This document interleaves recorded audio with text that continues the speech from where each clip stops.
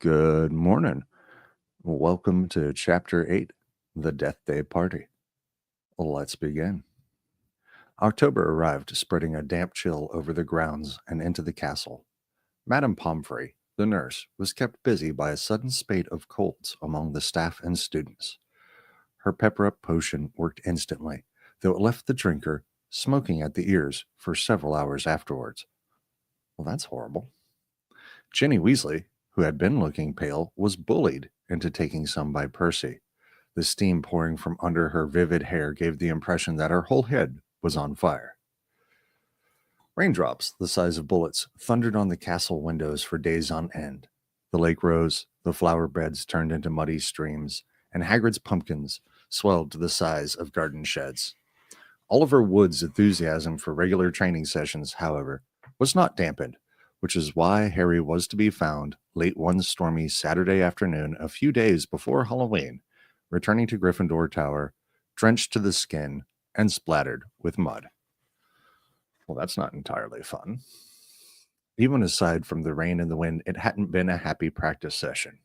Fred and George, who had been spying on the Slytherin team, had seen for themselves the speed of those new Nimbus 2001s. They reported that the Slytherin team was no more than 7 greenish blurs shooting through the air like missiles. As Harry squelched along the deserted corridor, he came across somebody who looked just as preoccupied as he was. Nearly headless Nick, the ghost of Gryffindor Tower, was staring morosely out of a window, muttering under his breath. "Don't fulfill the requirements. Half an inch, if that." "Hello, Nick," said Harry. Hello, said nearly headless Nick, starting and looking around. How horrible. Imagine being a ghost and you're still capable of being startled.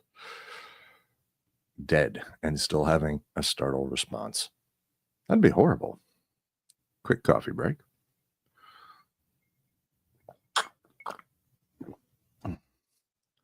Starting and looking around, he wore a dashing plumed hat on his long curly hair and a tunic with a ruff, which concealed the fact that his neck was almost completely severed. He was pale as smoke, and Harry could see right through him to the dark sky and torrential rain outside. "You look troubled, young Potter," said Nick, folding a transparent letter as he spoke and tucking it inside his doublet. "So do you," said Harry. "Ah," nearly headless Nick waved an elegant hand. "A matter of no importance. It's not as though I really wanted to join. Thought I'd apply, but apparently I don't fulfill requirements." In spite of his airy tone, there was a look of great bitterness on his face. "But you would think, wouldn't you," he erupted suddenly, pulling the letter back out of his pocket, "that getting hit 45 times in the neck with a blunt axe would qualify you to join the Headless Hunt?" Oof. It's horrible that he knows that. I hope he doesn't remember that. "Oh, yes," said Harry, who was obviously supposed to agree. "I mean, nobody wishes more than I do that it had been all quick and clean, and my head had come off properly. I mean, it would have saved me, oh my goodness. It would have saved me a great deal of pain and ridicule. However," nearly headless Nick shook his letter open and read furiously, "we can only accept huntsmen whose heads have parted company with their bodies. You will appreciate that it would be impossible otherwise for members to participate in hunt activities such as horseback, head juggling, and head polo. It is with the greatest regret, therefore, that I must inform you that you do not fulfill our requirements. With very best wishes, Sir Patrick Delaney Podmore." Fuming, nearly headless Nick stuffed the letter away. "Half an inch of skin and see no holding my neck on, Harry. Most people would think that's good and beheaded. But oh no, it's not enough for Sir Properly Decapitated Podmore." Nearly headless Nick took several deep breaths and then said in a far calmer tone, "Good grounding, Nick. So, what's bothering you? Anything I can do?" "No," said Harry. "Not unless you know where we can get 7 free Nimbus 2001s for our match against Sly." The rest of Harry's sentence was drowned out by a high-pitched mewling from somewhere near his ankles. He looked down and found himself gazing into a pair of lamp-like yellow eyes. It was Mrs. Norris, the skeletal gray cat who was used by the caretaker, Argus Filch, as a sort of deputy in his endless battle against the students. I don't know as we need a caretaker having a battle with the students. Sounds more like a matter for the teaching staff. You'd better get out of here, Harry, said Nick quickly. Filch isn't in a good mood. He's got the flu, and some third years accidentally plastered frog brains all over the ceiling in Dungeon 5. He's been cleaning all morning, and if he sees you dripping mud all over the place... Right, said Harry, backing away from the accusing stare of Miss Norris, but not quickly enough. Drawn to the spot by the mysterious power that seemed to connect him with his foul cat, Argus Filch burst suddenly through a tapestry to Harry's right, wheezing and looking wildly about for the rule breaker. There was a thick tartan scarf bound round his head, and his nose was unusually purple. Filth, he shouted, his jowls a-quiver, his eyes popping alarmingly, as he pointed at the muddy puddle that had dripped from Harry's Quidditch robes. Mess and muck everywhere. I've had enough of it, I tell you. Follow me, Potter. So Harry waved a gloomy goodbye to nearly headless Nick and followed Filch back downstairs, doubling the number of muddy footprints on the floor. Harry had never been inside Filch's office before. It was a place most students avoided. The room was dingy and windowless, lit by a single oil lamp dangling from the low ceiling. A faint smell of fried fish lingered about the place. Wooden filing cabinets stood around the walls. From their labels, Harry could see that they contained details of every pupil Filch had ever punished. Fred and George Weasley had an entire drawer to themselves.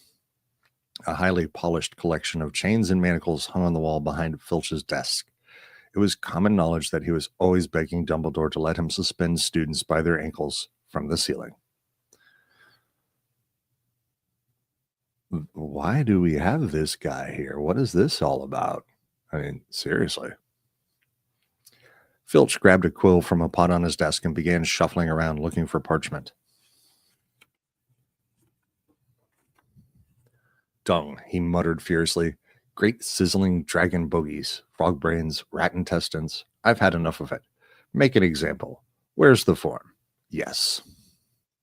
He retrieved a large roll of parchment from his desk drawer and stretched it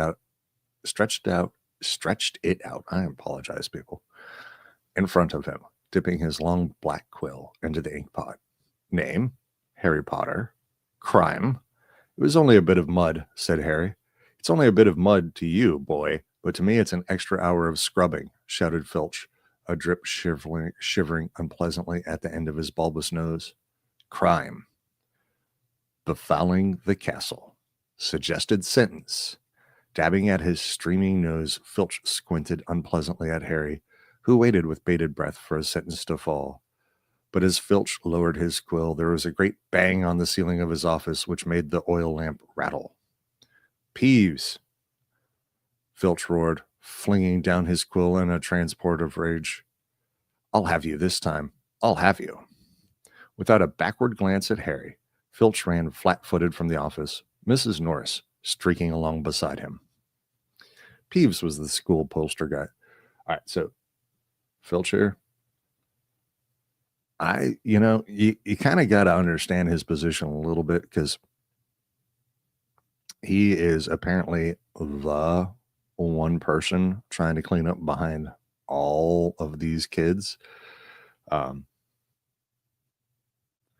least he feels himself responsible for it, and he has pushed himself into a role where he'll never be caught up, and he has to drain himself, and the kids don't appreciate it. So eventually, over time, the kids do become his enemy. That makes sense because he has set himself the task of keeping a place with hundreds of kids spotless, which is impossible, especially by yourself. Peeves was the school poltergeist, a grinning, airborne menace who lived to cause havoc and distress. Harry didn't much like Peeves, but couldn't help feeling grateful for his timing. Hopefully, whatever Peeves had done, and it sounded as though he'd wrecked something very big this time, would distract Filch from Harry. Thinking that he should probably wait for Filch to come back, Harry sank into a moth-eaten chair next to the desk. There was only one thing on it apart from his half-completed form: a large, glossy purple envelope with silver lettering on the front. With a quick glance at the door to check that Filch wasn't on his way back, Harry picked up the envelope and read, "Quick Spell, a correspondence course and beginner's magic." Intrigued, Harry flicked the envelope open and pulled out the sheaf of parchment inside. More curly silver writing on the front page said, "Feel out of step in the world of modern magic. Find yourself making excuses not to perform simple spells. Ever been taunted for your woeful wand work? There is an answer. Quick Spell is an all-new, fail-safe, quick result, easy learn course. Hundreds of witches and wizards have benefited from the Quick Spell method." Madame Z, Nettles of Topsham, writes, "I had no memory for incantations, and my potions were a family joke. Now, after a Quick Spell course, I am the center of attention at parties, and friends beg for the recipe of my scintillation solution." Excuse me. Warlock DJ Prod of Didsbury says, My wife used to sneer at my feeble charms, but 1 month into your fabulous Quick Spell course, and I succeeded in turning her into a yak." Thank you, Quick Spell, because who doesn't want their wife to be a yak? Don't do it to your kids. If you have a whole bunch of them, then you're susceptible to a yak attack.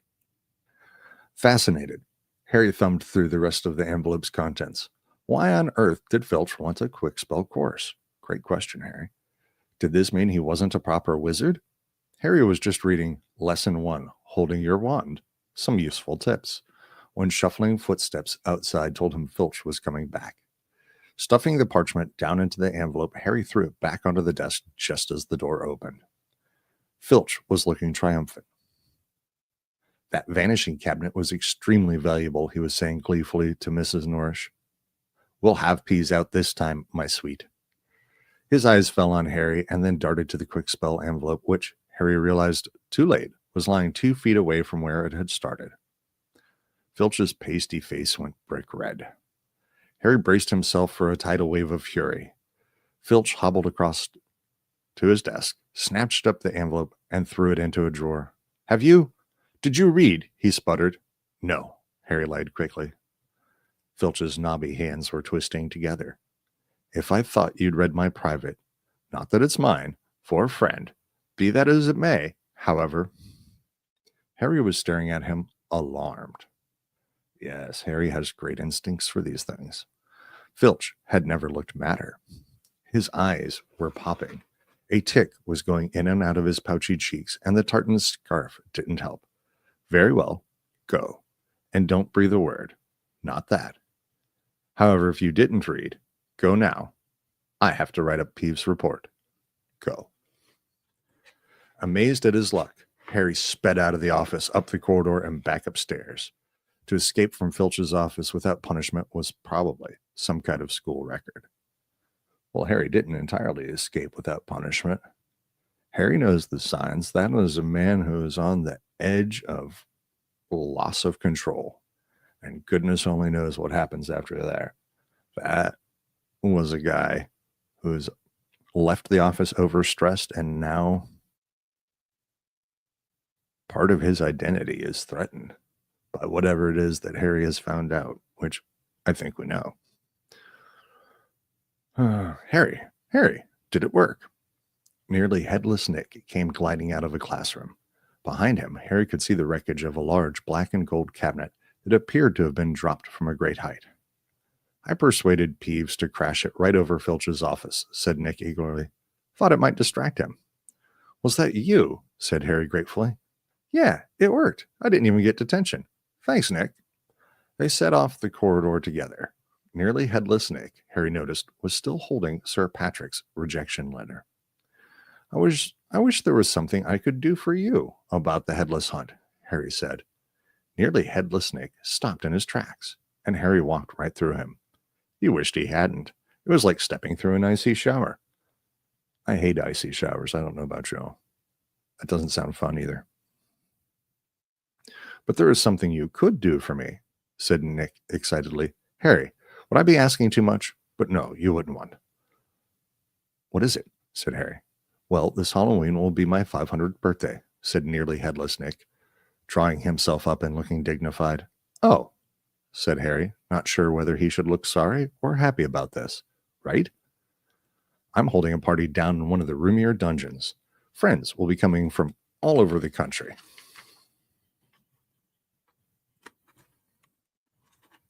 It would be an honor if you would attend. Mr. Weasley and Miss Granger would be most welcome too, of course, but I dare say you'd rather go to the school feast. He watched Harry on tenterhooks. No, said Harry quickly. I'll come. My dear boy, Harry Potter, at my Deathday Party, and, he hesitated, looking excited, do you think you could possibly mention to Sir Patrick how very frightening and impressive you find me? Of course, said Harry. Nearly headless Nick beamed at him. It's really hard to have dignity when you're a ghost, and the other ghosts won't even accept you, or at least the headless ones. This poor guy remembers his painful death, and he can't even be in the headless ghost club. I hate that for him. A Deathday Party, said Hermione keenly when Harry had changed at last and joined her and Ron in the common room. I bet there aren't many living people who can say they've been to one of those. It'll be fascinating. I love her curiosity. Why would anyone want to celebrate the day they died? Said Ron, who was halfway through his potions homework and grumpy. Sounds dead depressing to me. Rain was still lashing the windows, which were now inky black, but inside all looked bright and cheerful. The firelight glowed over the countless squashy armchairs where people sat reading, talking, doing homework, or in the case of Fred and George Weasley, trying to find out what would happen if you fed a filibuster firework to a salamander. Fred had rescued the brilliant orange fire-dwelling lizard from a care of magical creatures class, and it was now smoldering gently on a table surrounded by a knot of curious people. Harry was at the point of telling Ron and Hermione about Filch and the Quickspell course when the salamander suddenly whizzed into the air, emitting loud sparks and bangs as it whirled wildly around the room. The sight of Percy bellowing himself hoarse at Fred and George, the spectacular display of tangerine stars showering from the salamander's mouth, and its escape into the fire with accompanying explosions, drove both Filch and the Quickspell envelope from Harry's mind. I don't suspect the salamander enjoyed that experience.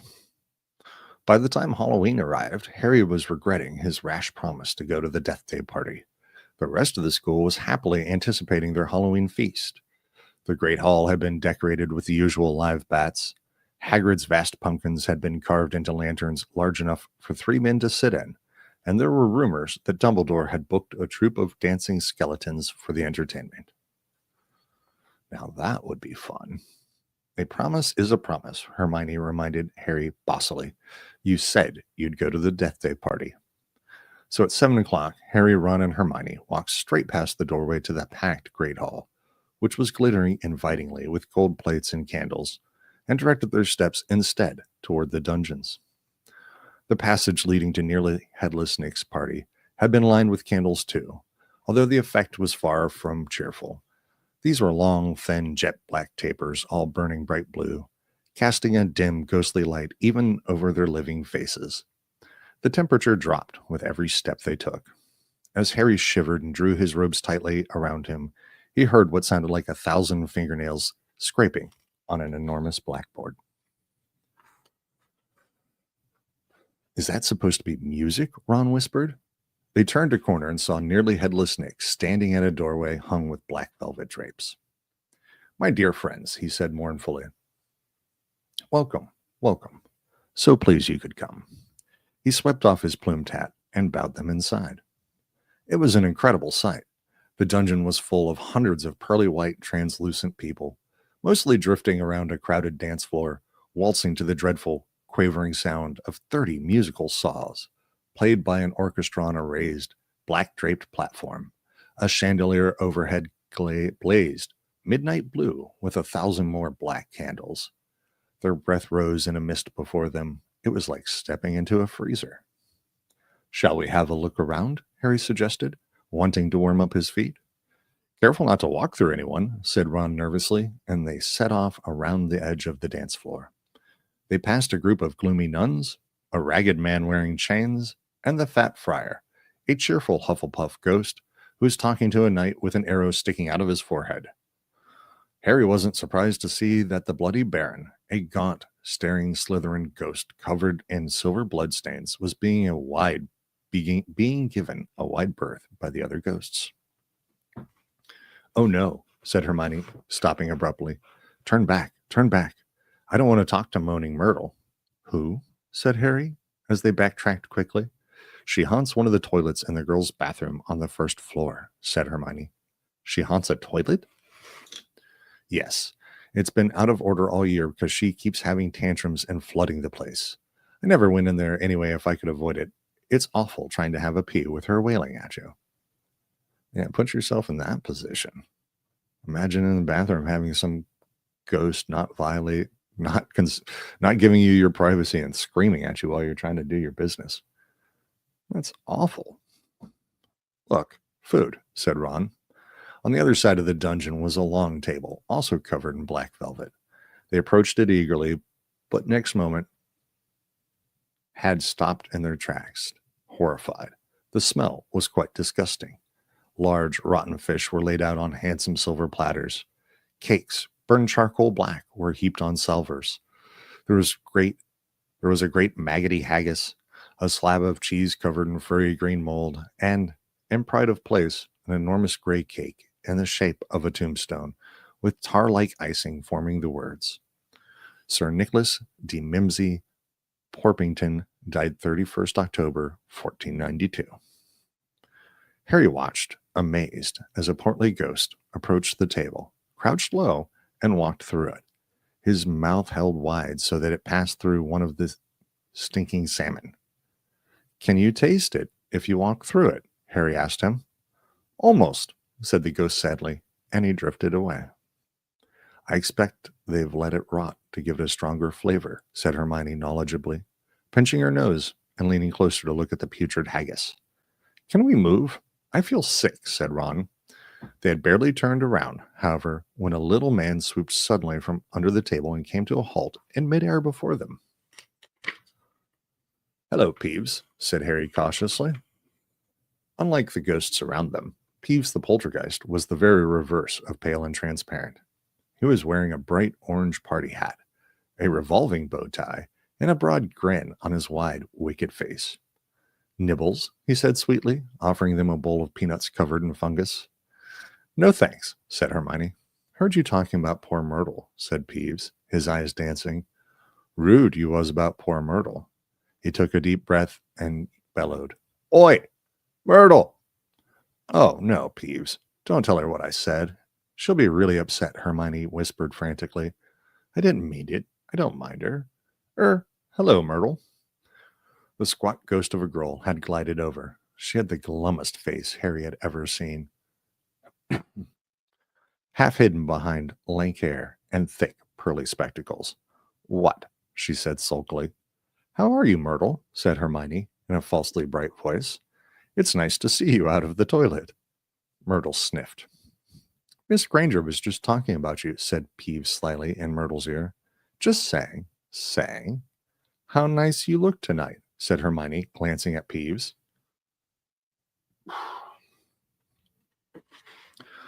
Myrtle eyed Hermione suspiciously. "You're making fun of me," she said, silver tears welling rapidly in her small, see-through eyes. "No, honestly. Didn't I just say how nice Myrtle's looking?" said Hermione, nudging Harry and Ron painfully in the ribs. "Oh, yeah, she did." "Don't lie to me," Myrtle gasped, tears now flooding down her face, while Peeves chuckled happily over her shoulder. "Do you think I don't know what people call me behind my back? Fat Myrtle, ugly Myrtle, miserable, moaning, moping Myrtle." "You've forgotten Pempley," Peeves whispered in her ear. "Man, Peeves is just stirring it up, isn't he?" Moaning Myrtle burst into anguished sobs and fled from the dungeon. Peeves shot after her, pelting her with moldy peanuts, yelling, "Pimply! Pimply!" "Oh, dear," said Hermione sadly. Nearly headless Nick now drifted toward them through the crowd. "Enjoying yourselves?" "Oh, yes," they lied. "Not a bad turnout," said nearly headless Nick proudly. "The Wailing Widow came all the way up from Kent. It's nearly time for my speech. I'd better go and warn the orchestra." The orchestra, however, stopped playing at that very moment. They and everyone else in the dungeon fell silent, looking around in excitement as a hunting horn sounded. "Oh, here we go," said nearly headless Nick bitterly. Through the dungeon wall burst a dozen ghost horses, each ridden by a headless horseman. The assembly clapped wildly. Harry started to clap too, but stopped quickly at the sight of Nick's face. The horses galloped into the middle of the dance floor and halted, rearing and plunging. At the front of the pack was a large ghost who held his bearded head under his arm, from which position he was blowing the horn. The ghost leapt down, lifted his head high into the air so he could see over the crowd. Everyone laughed, and strode over to nearly headless Nick, squashing his head back onto his neck. "Nick," he roared, "how are you? Head still hanging in there?" He gave a hearty guffaw and clapped nearly headless Nick on the shoulder. "Welcome, Patrick," said Nick stiffly. "Livens," said Sir Patrick, spotting Harry, Ron, and Hermione and giving a huge fake jump of astonishment so that his head fell off again. The crowd howled with laughter. "Very amusing," said nearly headless Nick darkly. "Don't mind Nick," shouted Sir Patrick's head from the floor. "Still upset we won't let him join the hunt. But I mean to say, look at the fellow." "I think," said Harry hurriedly, at a meaningful look from Nick. "Nick's very frightening and, ha!" yelled Sir Patrick's head. "Bet he asked you to say that." "If I could have everyone's attention, it's time for my speech," said nearly headless Nick loudly, striding toward the podium and climbing into an icy blue spotlight. "My late lamented lords, ladies, and gentlemen, it is my great sorrow." But nobody heard much more. Sir Patrick and the rest of the headless hunt had just started a game of head hockey, and the crowd was turning to watch. Oh, stealing the spotlight. Nearly headless Nick tried vainly to recapture his audience, but gave up as Sir Patrick's head went sailing past him to loud cheers. Harry was very cold now. Not to mention hungry. "I can't stand much more of this," Ron muttered, his teeth chattering, as the orchestra ground back into action and the ghosts swept back onto the dance floor. "Let's go," Harry agreed. They backed toward the door, nodding and beaming at anyone who looked at them, and a minute later were hurrying back up the passageway full of black candles. "Pudding might not be finished yet," said Ron hopefully, leading the way toward the steps to the entrance hall. And then Harry heard it. Rip, tear, kill. It was the same voice, the same cold, murderous voice he had heard in Lockhart's office. He stumbled to a halt, clutching at the stone wall, listening with all his might, looking around, squinting up and down the dimly lit passageway. "Harry, what are you?" "It's that voice again. Shut up for a minute." "So hungry. For so long." "Listen," said Harry urgently, and Ron and Hermione froze, watching him. "Kill. Time to kill." The voice was growing fainter. Harry was sure it was moving away, moving upward. A mixture of fear and excitement gripped him as he stared at the dark ceiling. How could it be moving upward? Was it a phantom to whom stone ceilings didn't matter? "This way," he shouted, and he began to run up the stairs into the entrance hall. It was no good hoping to hear anything here. The babble of talk from the Halloween feast was echoing out of the great hall. Harry sprinted up the marble staircase to the first floor, Ron and Hermione clattering behind him. "Harry, what are we—" "Shh!" Harry strained his ears. Distantly? That's a fun word. Distantly, from the floor above, and growing fainter still, he heard the voice. "I smell blood. I smell blood." His stomach lurched. It's going to kill someone, he shouted. And ignoring Ron's and Hermione's bewildered faces, he ran up the next flight of stairs, 3 at a time, trying to listen over his own pounding footsteps. Harry hurtled around the whole of the second floor, Ron and Hermione panting behind him, not stopping until they turned a corner into the last, deserted passage. Harry, what was that all about? Said Ron, wiping sweat off his face. I couldn't hear anything. But Hermione gave a sudden gasp, pointing down the corridor. Look! Something was shining on the wall ahead. They approached slowly, squinting through the darkness. Foot-high words had been daubed on the wall between 2 windows, shimmering in the light cast by the flaming torches. The Chamber of Secrets has been opened. Enemies of the hair, beware. What's that thing hanging underneath? Said Ron, a slight quiver in his voice. As they edged nearer, Harry almost slipped. There was a large puddle of water on the floor. Ron and Hermione grabbed him, and they inched toward the message, eyes fixed on a dark shadow beneath it. All 3 of them realized what it was at once and leapt backward with a splash. Mrs. Norris, the caretaker's cat, was hanging by her tail from the torch bracket. She was stiff as a board, her eyes wide and staring. For a few seconds, they didn't move. Then Ron said, "Let's get out of here." "Shouldn't we try and help?" Harry began awkwardly. "Trust me," said Ron, "we don't want to be found here." But it was too late. A rumble, as though of distant thunder, excuse me, told them that the feast had just ended.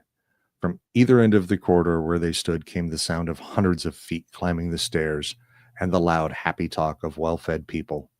Next moment, students were crashing into the passage from both ends. The chatter, the bustle, the noise died suddenly as the people in the front spotted the hanging cat. Harry, Ron, and Hermione stood alone in the middle of the corridor as silence fell among the mass of students pressing forward to see the grisly sight.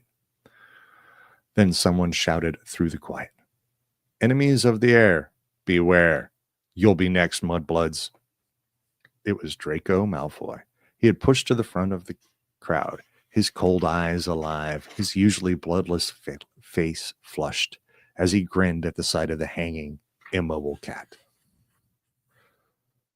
What a fairly unpleasant child. Well, all right. That concludes Chapter 8. Thanks for joining me today, and I'll see you guys soon for Chapter 9. Have a great day.